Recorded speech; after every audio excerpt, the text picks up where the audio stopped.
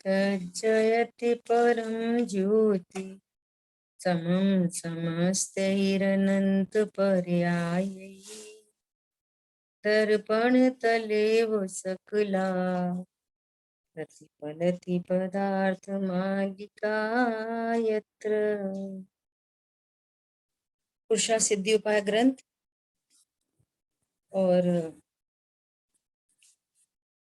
श्लोक नंबर आज 225 पर अपने को चर्चा करनी। पेज नंबर है 627। सिद्ध परमात्मा का स्वरूप बताने के बाद जैन शासन की नीति अथवा नय विवक्षा कैसी है, इस पर अब ये श्लोक आगे आ रहा है ना। देखो, बहुत मार्मिक, बहुत ही बढ़िया श्लोक है। अब ये पूरा वस्तु स्वरूप का निरूपण करने वाला। थोड़ा धैर्य से, थोड़ा जिम्मेदारी से, सूक्ष्म उपयोग से अपन को इस श्लोक का स्वाध्याय करना है। देखो, ज्यों एक खींचे अन्य छोर तिल करें मत ते दही, त्यों विविध धर्मी वस्तु में से प्रयोजन वश एक ही। कितनी महत्वपूर्ण बात है, प्रयोजन।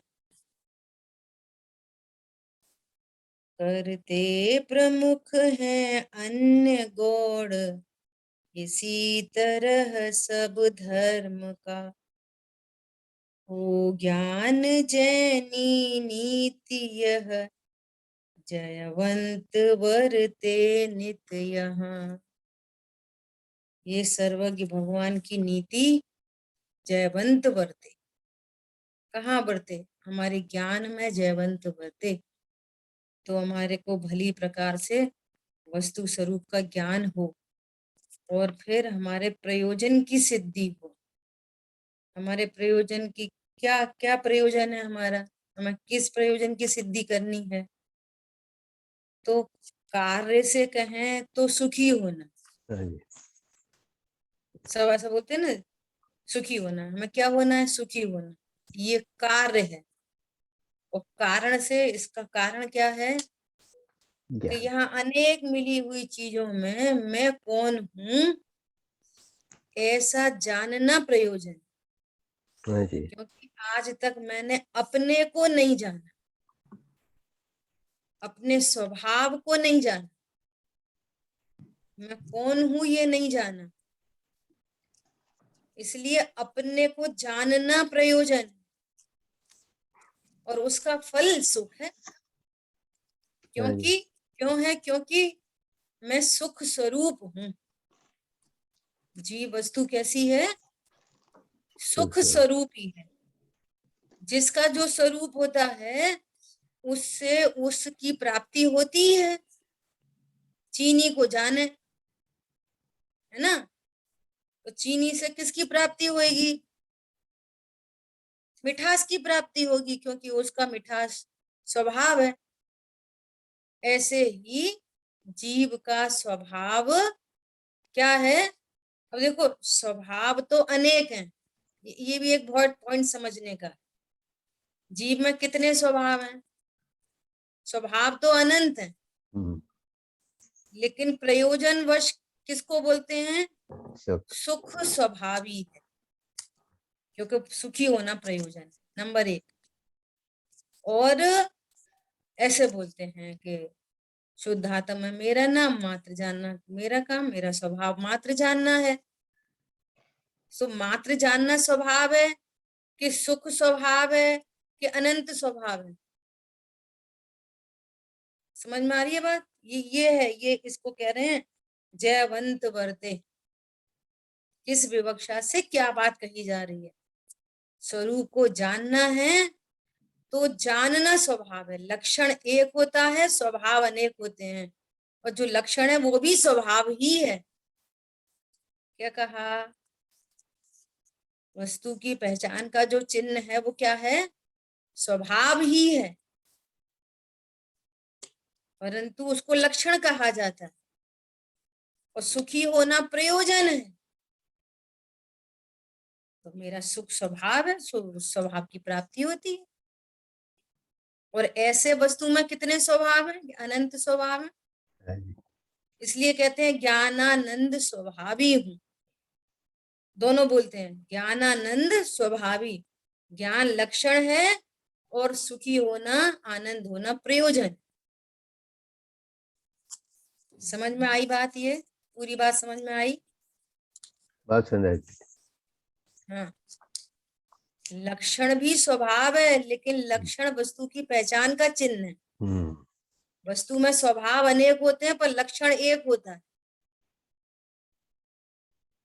और कॉमन में इन जनरल जो लक्षण है वो भी स्वभाव ही है। मेरा स्वभाव क्या है? जानना मेरा स्वभाव है। सुख भी मेरा स्वभाव है, हाँ जी। और अनंत स्वभाव है मेरे में। ठीक है, तीनों विवक्षा हो गई। हाँ जी, बात समझ आई। अब देखो अन्वयार्थ क्या कह रहे हैं।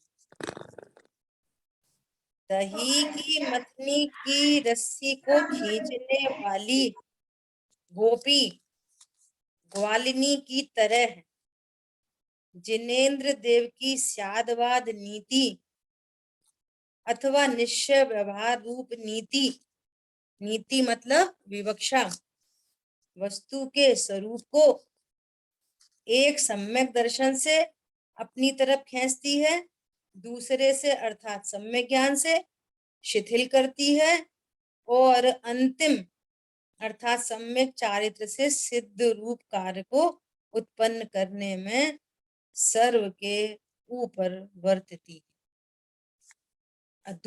दूसरा अन्वयार्थ क्या किया जा रहा है? एक अन्वयार्थ तो ये कह रहे हैं कि जिनेन्द्र भगवान की जो स्यादवाद नीति है वो सम्यक दर्शन से खींचती है, सम्यक ज्ञान को गौड़ करती है।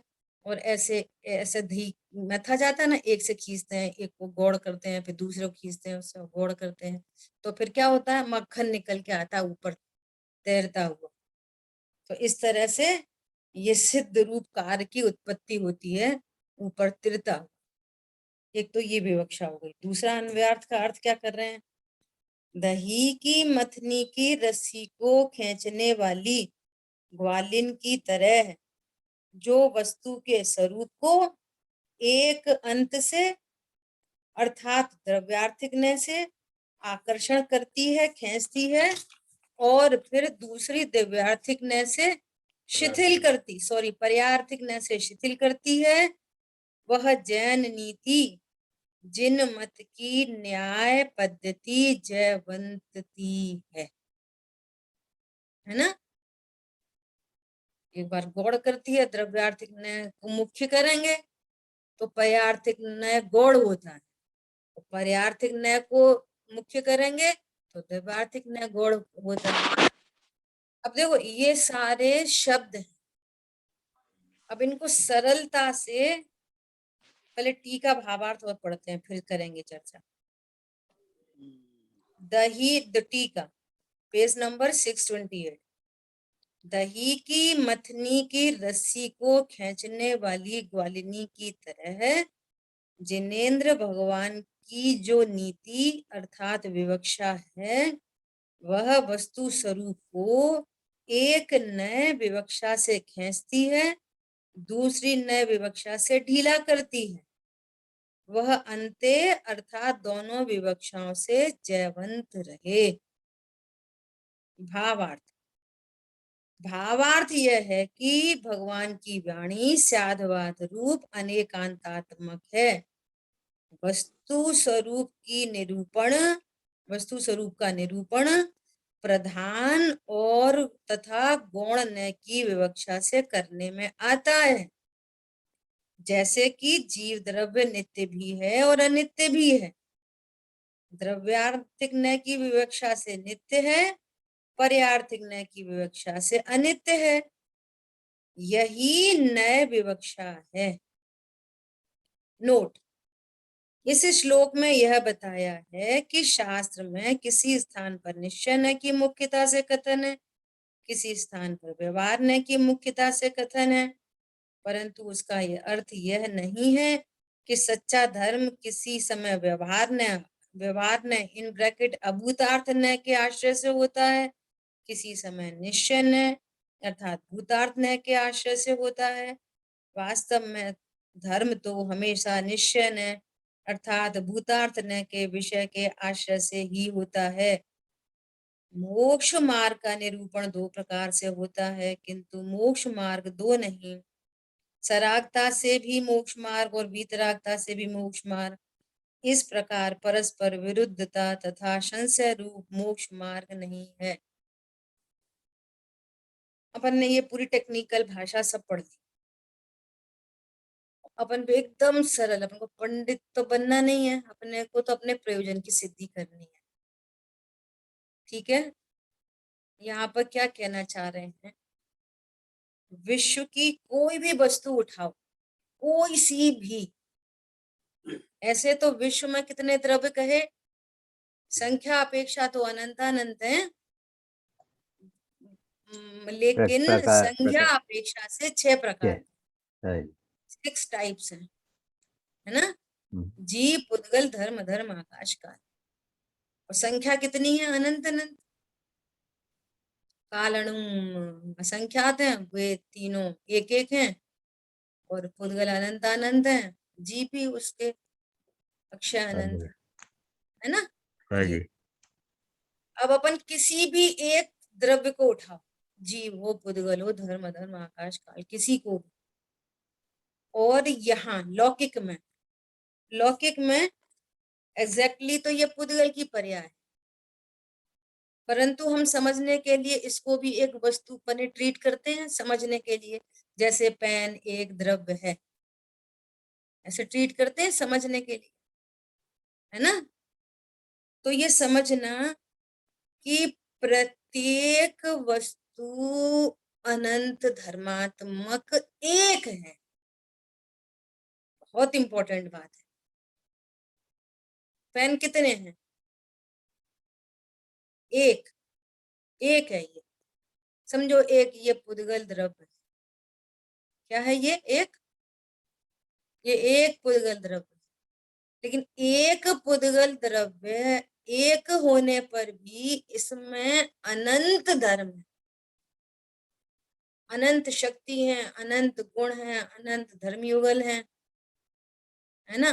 और जिस जिस जो द्रव्य जितने प्रदेशी है, और उसमें भी ये स्व द्रव्य स्व क्षेत्र स्व काल स्वभावमयी है ना। और इतनी अनंतता को यदि अपन समराइज करें तो प्रत्येक वस्तु उत्पाद व द्रव्य वाली है, द्रव्य गुण पर्याय वाली है, उत्पाद व द्रव्य वाली, और इसको समराइज करें तो द्रव्य स्वभाव और पर्याय स्वभाव वाली। क्या बोला, प्रत्येक विश्व की वस्तु, प्रत्येक वस्तु कहीं से किसी को उठाओ तो उसमें बिल्कुल शॉर्टेस्ट वे में बात करें तो 2 स्वभाव तो मिलेंगे ही मिलेंगे। क्या मिलेंगे, एक द्रव्य स्वभाव और एक पर्याय स्वभाव। और फिर वस्तु कितनी 2 हो गई, बोलो, एक द्रव्य स्वभाव एक पर्याय स्वभाव, कितनी वस्तु हो गई, हीट कम कर दो। बोलो, एक एक तो ही एक ही है, एक ही है। तो एक ही है ना। अब 2 से बोलेंगे तो एक द्रव्य स्वभाव एक पर्याय स्वभाव, 3 से बोलेंगे द्रव्य गुण पर्याय वाली, 4 से बोलेंगे द्रव्य क्षेत्र काल भाव वाली, अनंत से बोलेंगे अनंत धर्मात्मा। वस्तु तो एक ही है ना। अब हमारा प्रयोजन है, देखो अपन बिल्कुल सरल भाषा में बात कर रहे हैं, अब हमारा प्रयोजन है, जो स्टार्टिंग में बात की, हमारा प्रयोजन है कि हमको सुखी होना है एज अ रिजल्ट कार्य से, और ये कार्य कब होगा कि जब हम अपने को जान लें, कि मैं कौन हूं। ठीक है, सिंपल बात है। कारण से बोलेंगे तो अपने स्वभाव को जानना है, और कार्य से बोलेंगे तो सुखी होना। एक कारण प्रयोजन और एक कार्य प्रयोजन। और कारण प्रयोजन को समझेंगे तो कार्य तो रिजल्ट तो आना ही आना है हर कीमत। कारण दृष्टि होती है तो कार्य तो प्रकट होगा ही होगा। ठीक है। अब समस्या क्या है कि ये जो जीव नामक वस्तु है ये ऐसे ओपन में नहीं है। क्या बोला? हमें एक आम खरीदना है तो हम एक आम हमें से मिल रहा है मार्केट में। ऐसे ये जीव वस्तु ऐसा ओपन में नहीं है। मूर्ति ये कई चीजों के साथ मिली हुई है अनादि से। द्रव्य की बात करें तो जीव और पुद्गल संयोग बना हुआ है। जीव और पुद्गल मतलब जीव और शरीर और कर्म। दो द्रव्यों से बात करें। तत्वों से बात करें तो चार तत्व हैं, जीव, अजीव, आश्रय, बंध। चार तत्व। अब इन चार में मैं कौन हूं, एकदम सिंपल बात है कि मैं कौन हूं ये जानना है। तो आचार्य देव कह रहे हैं कि तुम आत्मा हो। तुम कौन हो? तुम आत्मा हो। तो हम आत्मा हैं। तो आत्मा में तो पर्याय व्यक्त है और द्रव्य स्वभाव अव्यक्त है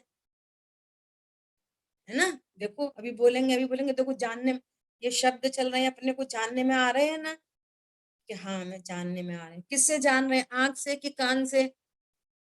तो कह रहे नहीं हम तो ज्ञान से जान रहे हैं। तो ज्ञान तो व्यक्त पर्याय है, लेकिन भगवान आत्मा कहाँ है? ठीक है हमारे को ज्ञान तो जानने में आ रहा है, लेकिन भगवान आत्मा कहाँ है?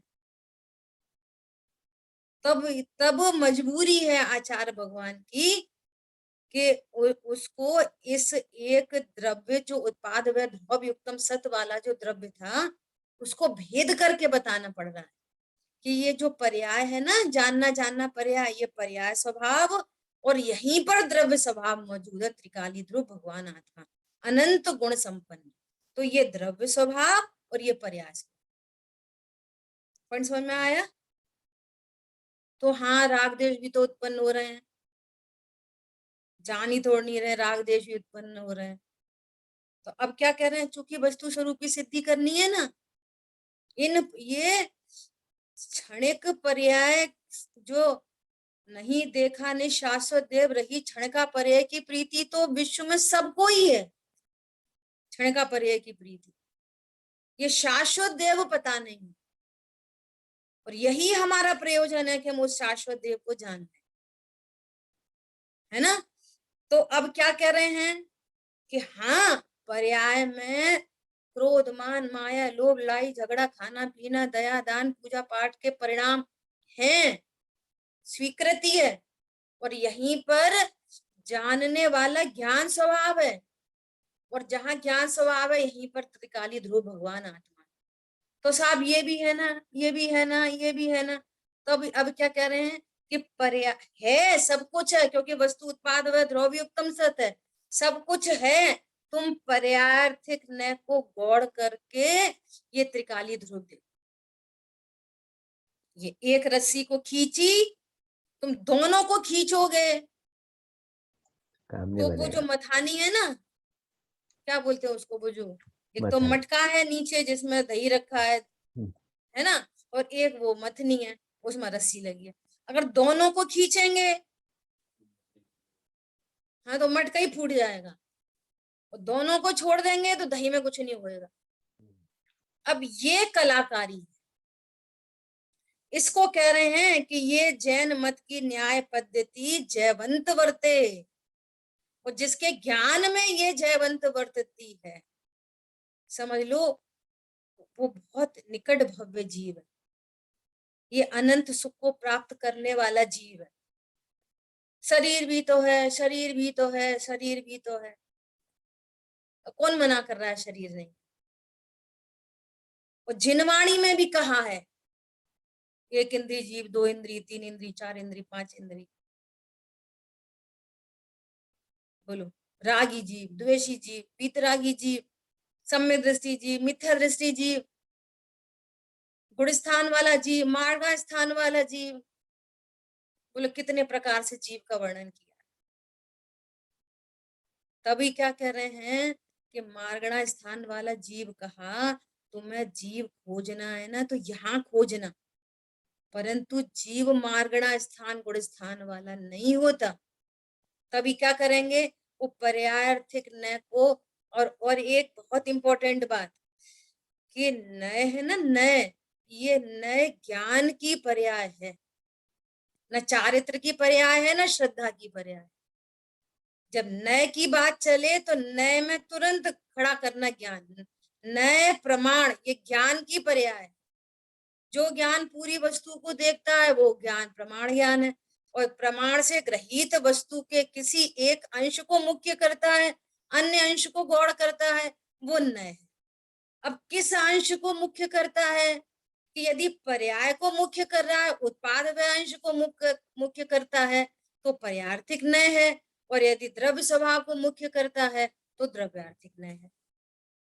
और जब वो ज्ञान द्रव्यार्थिक नय से वस्तु को देखता है और उसको गौण करता है तो वहां बहुत शीतलता, शांति, आनंद, सदा एक रूप रहना और उसका अविनाशीपना, एक रूप बना रहना, अनटच इफेक्टलेस, फुल्ली सेफ होना, कभी परिणमती नहीं है, जिसमें कभी कुछ हो सकता नहीं है, इतना टंकोत्कीर्ण एक या एक भाव है जो समझ में आया। वो लक्ष्य में आते से ये निहाल हो जाता। क्या बोला, ये इट्स अ आर्ट, ये आर्ट है, ये जैन शासन की आर्ट है। क्या बोला,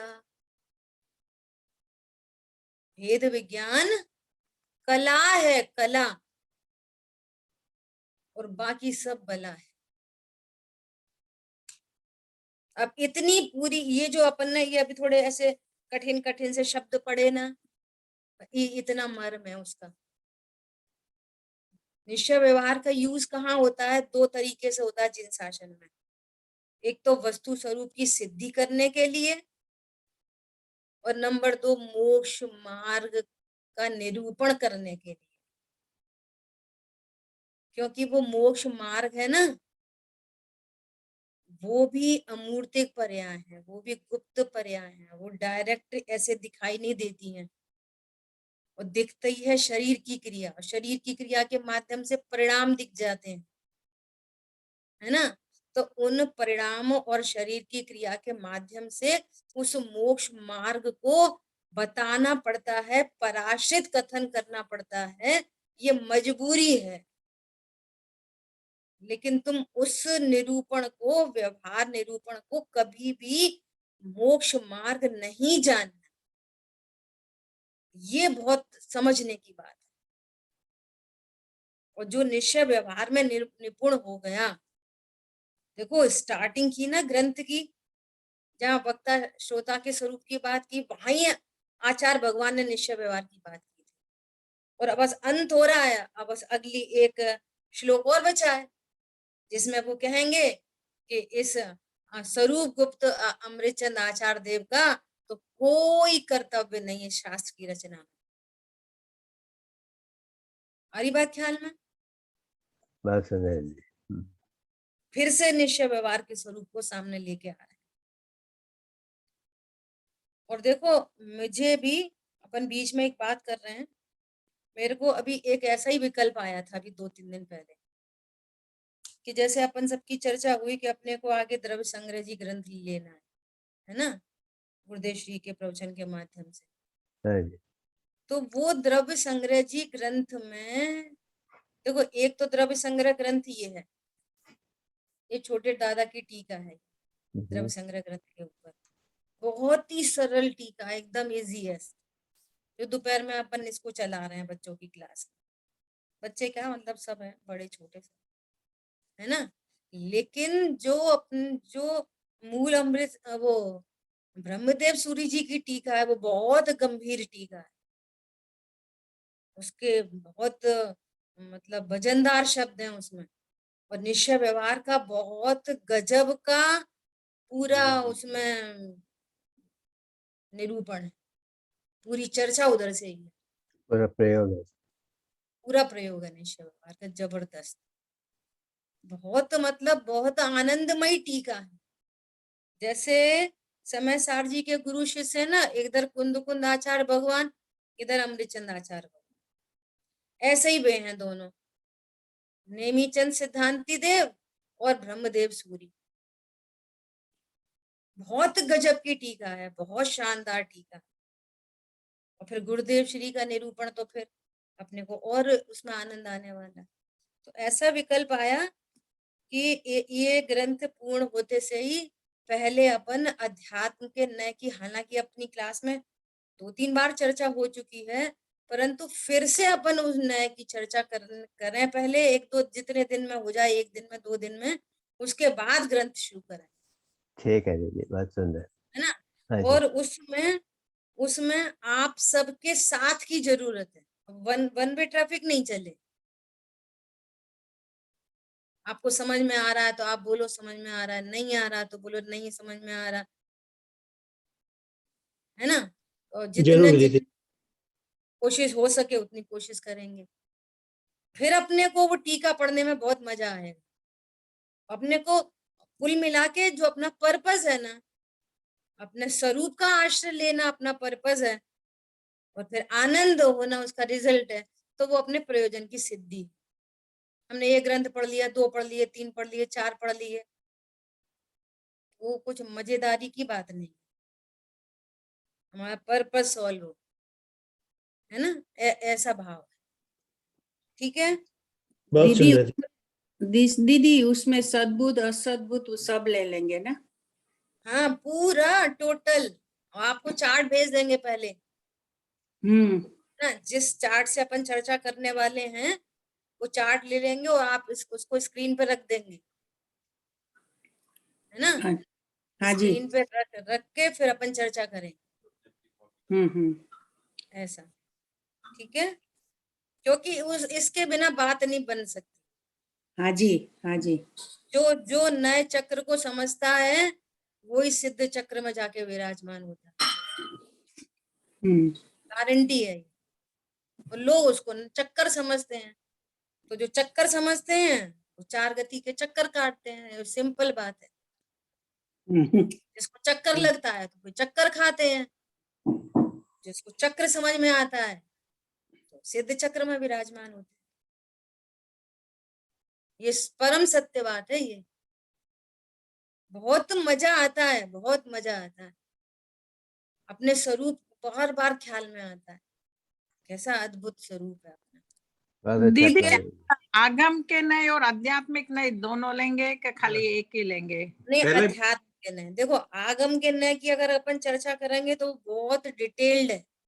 अच्छा, तो फिर आध्यात्मिक नए, ओके। हाँ, अपन डायरेक्ट अध्यात्म के नए से ही चर्चा करेंगे। ओके ओके, और अपनी बात की अपनी, अच्छा अब वो जो सिमेट्री वाले जो वर्ड्स हैं, जैसे यहाँ पर बोल रहे हैं द्रव्यार्थिक नय, और इसको निश्चय नय बोल रहे हैं, तो ये समझ लो ये परम शुद्ध निश्चय नय वाला द्रव्यार्थिक नय, क्योंकि द्रव्यार्थिक नय के भी भेद प्रभेद है, पर्यार्थिक नय के भेद प्रभेद है ना। तो वो तो फिर पूरा, वो तो फिर अपन को पूरा है ना नए चक्र पढ़ना पड़ेगा। ना ना नहीं, खाली आध्यात्मिक के प्रयोजन वही है, प्रयोजन बस मतलब अपनी चर्चा पूरी, अपने को भेद विज्ञान की सिद्धि के लिए चर्चा पूरी आ जाएगी, ये अपनी कोशिश रहेगी, है ना। हमने वो ग्रंथ पकड़ में आएगा, ग्रंथ के भाव पकड़ में आएंगे, ये पर्पस है। क्योंकि उसमें है ना लाइन लाइन में लिखा होगा, बार बार आएगा, निश्चय से, उपचार से, व्यवहार से, असद्भुत व्यवहार से, सद्भुत व्यवहार से। अपन को उसकी विषयभूत वस्तु ही नहीं पता, असद्भुत व्यवहार किए उस नए की क्या वस्तु है, तो क्या ख्याल में आएगी, क्या किसकी बात चल रही है, तो वो कोड वर्ड्स में चर्चा रह जाएगी, बस ब्रैकेट नहीं खुलेगा। ठीक है, ओके, मंडे से, नेक्स्ट मंडे से के अब ये अब इसके देखो ये कितने दिन में ये अभी तो इसमें बहुत सारा है, इसमें मैटर, इस वाले श्लोक में 225 में बहुत मैटर है। ये शास्त्र खत्म होने पूरा होने के बाद। के हाँ, बाद ये 1-2 दिन में ये पूरा हो पाएगा। तो फ्राइडे हो ही गया आज, 2-1 दिन में ये पूरा होएगा। 226 है। जब भी हुआ तब फर्क नहीं तो पड़ता। ऐसे पूरा होते से ही अपन नए एक चक्र दीदी एक देख- है हम्म, वचन और जो शास्त्र है उसमें तो दोनों नए आते हैं। तो कई बार क्या होता है कि अगर अध्यात्म के नए पे ऊपर बहुत जोर डालेंगे और वो बात वहां पे आई तो फिर थोड़ा ऐसा थोड़ा कंफ्यूजन भी हो सकता है नहीं, कंफ्यूजन को दूर करना है अपने को। ना। वो तो बात बराबर है पर वहां तो पे कई अपन ऐसा तो कुछ अगर ऐसा कुछ है तो बात- अपन जो द्रव्यार्थिक पयार्थिक नय के भेद प्रभेद है ना, हाँ हाँ, एक हाँ, दिन अपन उसकी चर्चा कर लेंगे और बराबर। ये सिमिट्री बिठा लेंगे कि यहाँ का कौन सा नय और यहाँ का कौन सा नय, इन दोनों में सिमिट्री बन रही है। ये काम एक दिन और कर लेंगे अलग से एक्स्ट्रा।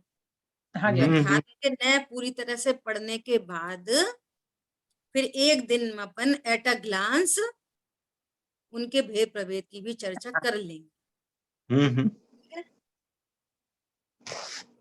चलिए, अभी अपन गुरुदेव श्री से इस बात को समझने की कोशिश करते हैं। गुरुदेव श्री ने बहुत अच्छे से इस श्लोक के अर्थ को कहा है, सो अपन देखते हैं। देखो टीका क्या बोल रहे हैं, वही वापस उसी बात को कह रहे हैं कि एक छोर को खींचती है और एक छोर को ढीला करती है। अब देखो कितनी इंपॉर्टेंट बात आ रही है, एक एक शब्द पर एक ज्ञान ठहर जाता है। देखो 5वीं 6वीं लाइन है पहले पैराग्राफ की, क्या कह रहे हैं, ऐसे डोरी तो एक ही है। क्या बोल रहे हैं, एक को ऐसा खींचते हैं, एक को ढीला करते हैं, फिर एक को खींचते हैं, एक को ढीला करते हैं। तो क्या कह रहे हैं, दो डोरी नहीं है। अपन तो ये कह रहे हैं कि वस्तु भी दो नहीं है, न तो ज्ञान दो है कि एक ज्ञान है वो द्रव्यार्थिक नय को जानेगा और एक ज्ञान है वो पर्यार्थिक नय को जानेगा, मतलब उस विषयभूत वस्तु को जानेगा। न तो ज्ञान दो है ना वस्तु एक है, वस्तु तो एक ही है। वस्तु को देखने के एंगल बहुत सारे हैं। क्या बोला, नय नय को अगर अपन आज की सरल भाषा में बोले तो नय इक्वल टू एंगल। इस मोबाइल को देखने के कितने सारे एंगल हो सकते हैं, इसको देखने के बहुत एंगल हो सकते हैं। आधी बात समझ में, कितने एंगल, तो इसके शेप साइज के हो सकते हैं, इतने इंच, इतनी स्क्रीन, ऐसा ऐसा ऐसा। तो एक तो इसके ही भेद करेंगे, इसके ही भेद, जितने एंगल आएंगे वो इसके भेद के आएंगे। तो भेद वस्तु, मोबाइल तो मोबाइल है, तो भेद होने से व्यवहार हो जाएगा और दूसरे पराश्रित कथन होंगे, इतने रुपए का, इस कंपनी का, उनने गिफ्ट किया, वगैरह वगैरह। तो दो प्रकार के व्यवहार हो जाएंगे, एक तो वस्तु में ही भेद करने वाला और एक जो वस्तु में तो नहीं है लेकिन पराश्रित कथन करने वाले। ऐसे दो नए हो जाएंगे, मतलब एंगल दो हो जाएंगे, लेकिन उनको देखने वाला ज्ञान भी एक है। महत्वपूर्ण बात ये है यहाँ पर, उस वस्तु को देखने वाला ज्ञान भी एक है और वस्तु भी एक है। इसलिए देखो इसमें कितना बड़ा मैसेज आ रहा है, मालूम है कितना बड़ा मैसेज आ रहा है। हम कहाँ भैया, हम तो अभी रागी द्वेषी, हम तो संसारी, हम तो अल्प ज्ञानी। वो सम्यक दृष्टि, वो सम्यक ज्ञानी। सुनो, ये जो ज्ञान है ना अभी, जो अपने को संयोग शरीर कर्म कषाय वाला जान रहा है, यही ज्ञान स्वरूप जानने पर सम्यक ज्ञान रूप परिणमित होता है। कोई दूसरा ज्ञान नहीं आएगा आत्मा को जानने वाला। काश दो ज्ञान होते, एक शरीर में लगता और एक आत्मा में लग जाता। क्या बोला, कितने ज्ञान है, ये कहना चाह रहे हैं। वही ज्ञान जिस ज्ञान में अभी पर्याय मुख्य है, मुख्य तो अपन कह रहे हैं, उसे तो कुछ आता ही पता नहीं है, ना द्रव्य का, ना गुण का, ना पर्याय का। वो तो अब यहाँ से पढ़ते तब बोलते हैं कि कि है ना इसने पर्याय को मुख्य कर रखा है। उससे पूछो तुमने किसको मुख्य कर रखा है, द्रव्य को कि पर्याय को? वो तो कुछ नहीं जानता, ना द्रव्य ना पर्याय। समझ में आ रही है? अपन तो इधर पढ़ के फिर बोलते हैं कि द्रव्य अनादि से पर्याय मुख्य रही, क्षणिका पर्याय की प्रीति, उसके ज्ञान में तो वो ही मुख्य है। हम तो स्त्री पुरुष हैं, हम तो खाने पीने वाले हैं, उठने बैठने वाले हैं, पूजा पाठ करने वाले हैं। हम तो रोटी बनाते हैं, रोटी खाते भी हैं और खाने का भाव भी करते हैं।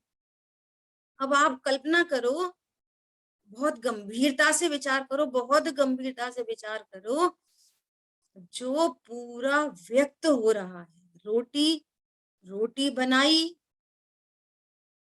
है ना, रोटी खाई, रोटी खाने का भाव किया, जो पूरा व्यक्त दिखाई दे रहा है, वो व्यक्त तो होना है अव्यक्त,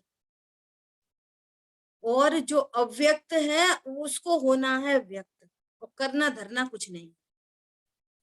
बोलो, न तो रोटी बनाई, न रोटी खाई, न रोटी खाने का भाव किया, जो करता करता करता अपना दिखाई दे रहा है, ज्ञाता करता हुआ दिखाई दे रहा है, परंतु ज्ञाता करता नहीं, करने जैसा दिखने के काल में भी ज्ञाता ही है। बोलो कितना बड़ा काम होना है। क्या बोला? रोटी बनाई, रोटी खाई कि खाने का भाव किया? बोलो क्या किया?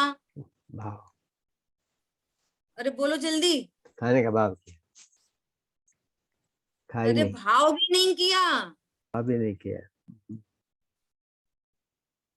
न रोटी बनाई, न खाई, न भाव किया, जाना भी नहीं, ध्रुव हूं बस। क्या बोला? हाँ जी, कठिन है थोड़ा। जाना भी नहीं, मोह नशे जब जाने जानन हारे, मैं मात्र जानने वाला हूं, ये भी क्षणिका पर्याय की प्रीति है।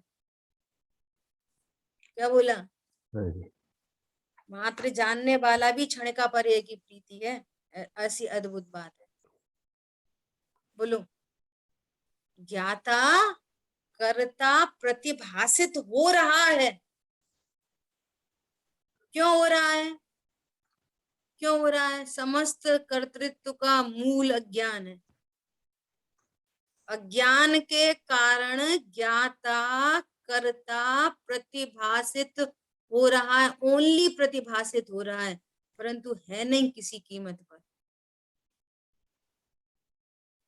हरी बात समझ में है? क्या बोल रहे हैं? डोरी एक ही है। हाँ, डोरी एक ही है। इसी प्रकार ज्ञान तो एक ही है, यहाँ पर ऐड कर दो, इसी प्रकार वस्तु भी एक ही है। वस्तु भी एक ही है। द्रव्य पर्यायात्मक वस्तु एक है। वस्तु को देखने के दो एंगल है, एक द्रव्यार्थिक न, एक पर्यार्थिक न, एंगल है वो। वस्तु के टुकड़े नहीं हो गए। अब उत्पाद व द्रव्य ऐसे तीन अंश बताने के लिए अपन आम का एग्जाम्पल लेंगे, गुठली, छिलका, आम, गूदा। तो वहां तो प्रदेश भेद हो गए, वस्तु में भेद हो गए, खंड हो गए। वो तो अपन एक तो दृष्टांत है, सिद्धांत थोड़ी ऐसा है। वहां तो अपन ने तीनों को अलग अलग कर दिया, छिलका अलग कर दिया, गुठली अलग कर दी, गूदा अलग कर दिया, क्षेत्र भिन्न हो गए सबके, और पहले से ही क्षेत्र भिन्न थे। यहाँ क्षेत्र भिन्न नहीं है द्रव्य और पर्याय के गुण के, वो तो हम बस गौड़ कर रहे हैं बस। क्या बोला? वस्तु कैसी है? असंख्यात प्रदेशी एक है।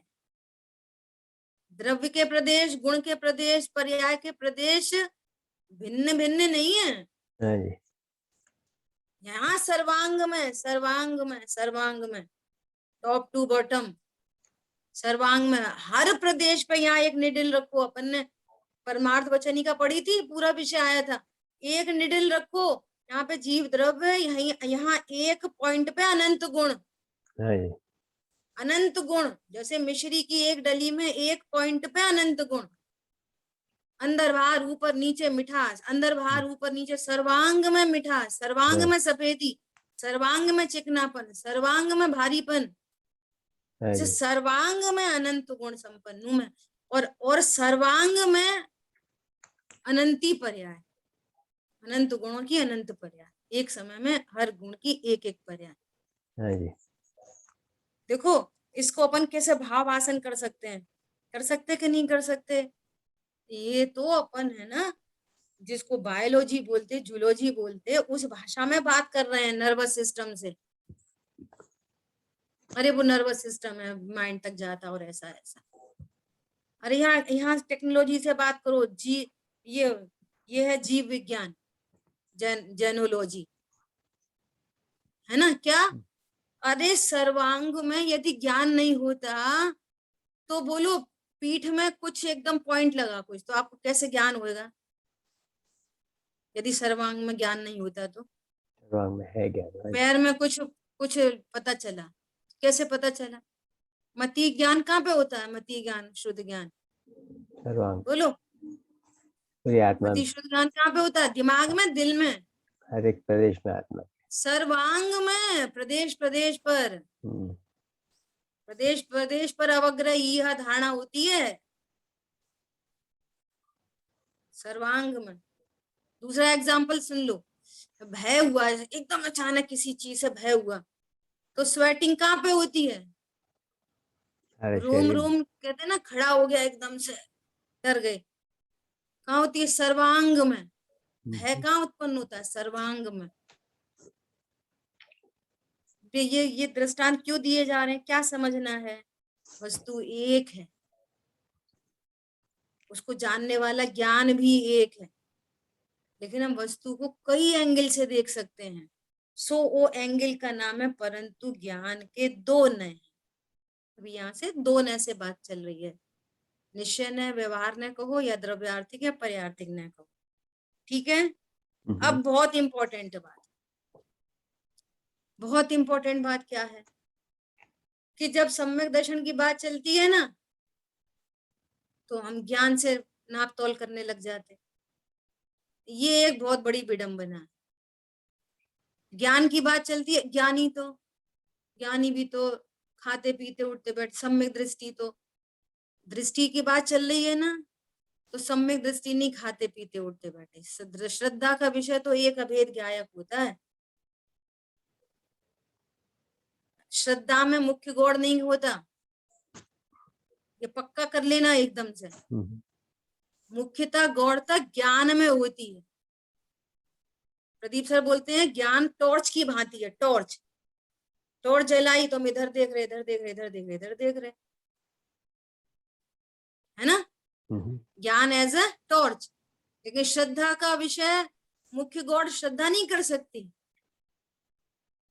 और ये पूरी चीज को जो अपन सुन रहे हैं, समझ रहे हैं, आगम का अभ्यास कर रहे हैं, युक्ति न्याय लगा रहे हैं, ये सारा काम ज्ञान में होता है। टोटल काम फंक्शन ज्ञान में होता है। और जब ज्ञान पूरे स्वरूप को भली भांति जानकर और उसको त्रिकाली ध्रुव भगवान आत्मा को मुख्य करता है और श्रद्धा को एक निर्विकल्प वस्तु मिलती है, तो वो अहम स्थापित करती है। और जब तक ज्ञान में एक रूपता नहीं होती, एक का आश्रय नहीं होता ज्ञान में, तो श्रद्धा उसमें यश नहीं डाल पाती। तो जितनी भी चर्चा होगी ये वाली, वो ज्ञान की तरफ से होगी नंबर एक, और नंबर दो वो श्रद्धा को सम्यक करने के लिए होगी। ये प्रयोजन वेरी इंपॉर्टेंट। बहुत जान लिया, ये जान लिया द्रव्य होता है, स्वभाव होता है, पर्याय होती है, फलाना होता, ठिकाना होता, ठीक है, लेकिन ये सब जानना किसके लिए था? मैं पना स्थापित करना है ना किसी पॉइंट पर, जो पेंडुलम नहीं हो, कभी इधर फिर इधर फिर इधर फिर इधर, इधर फिर इधर। पेंडुलम का ध्यान कर सकते हैं? बोलो। कोई ऐसी स्थिर वस्तु होनी चाहिए जिसके आधार से अनंत काल व्यतीत किया जा सके। जो ऐसा आधार महामहिम वस्तु ख्याल में आती है, ज्ञान में आती है, वो ज्ञान वहां कहता हाँ यही मैं हूं, तो श्रद्धा वहां पर अपना अहम पसार दी। तो श्रद्धा में मुख्यता गौड़ता नहीं होती, मुख्यता गौड़ता कहाँ होती है? ज्ञान में। ये 2 पॉइंट बहुत जरूरी है अभी स्टार्टिंग में। समय तो हो गया है, देखो सिर्फ एक लाइन पढ़ के क्योंकि बात पूरी हो जाएगी। क्या कह रहे हैं? ये श्रद्धा की अपेक्षा से बात यहाँ नहीं है। देखो नीचे लिखा है, श्रद्धा है वह निर्विकल्प है, और निर्विकल्प एक निर्विकल्प वस्तु का विषय करती है। उसमें 2 प्रकार होते ही नहीं, होते ही नहीं, और बहुत उपचार के कथन चलते हैं। ठीक है, और चर्चा अपन आगे करेंगे।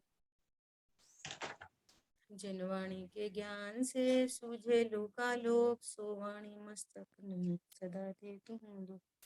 बोलिए द्वारशांग मई जिनवाणी माता की जय। जय हो। जय जय हो जय जिनेन्द्र। जय जय जिनेन्द्र।